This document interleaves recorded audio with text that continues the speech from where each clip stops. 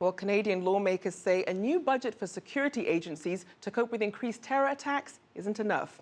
The government has allocated $14 million for security over the next 12 months. Last October, an Islamic militant stormed the Parliament building in Ottawa after killing a soldier. The Canadian Secret Service and police say they need more resources to track suspects.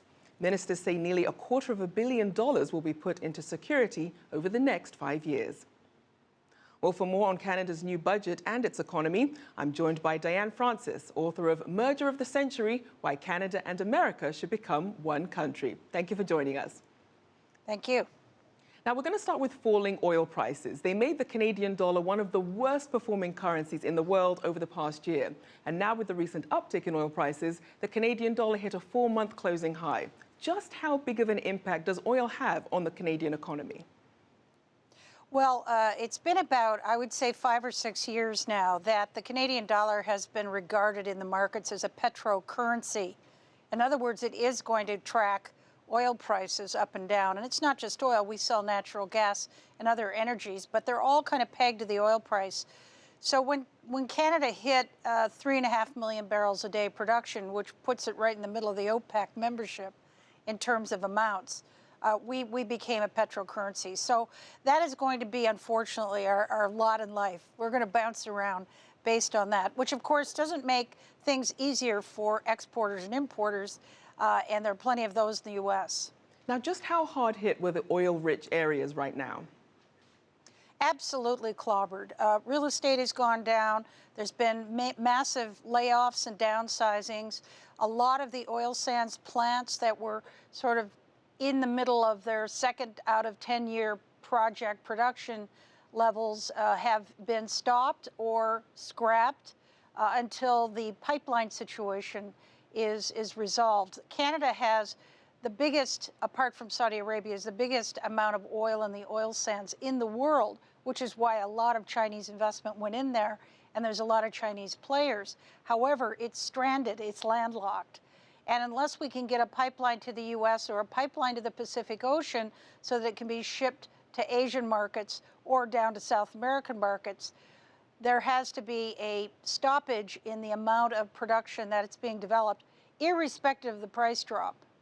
Now, as we look at the new budget, which puts an emphasis on helping manufacturing, what sort of incentives do you think would be most effective?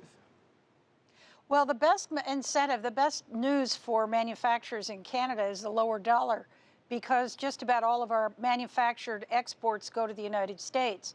So if our dollar falls or stays low as it is, I mean, it fell 25% in less than a year when the oil price dropped last year.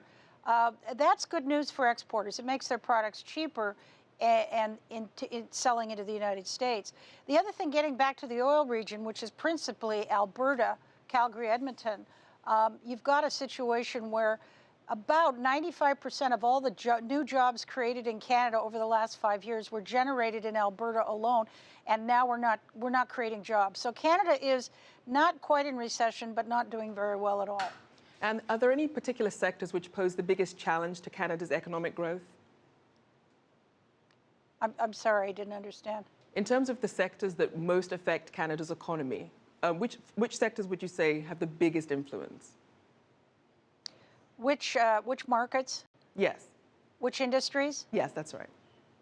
Yeah, it's basically still a resource-based economy.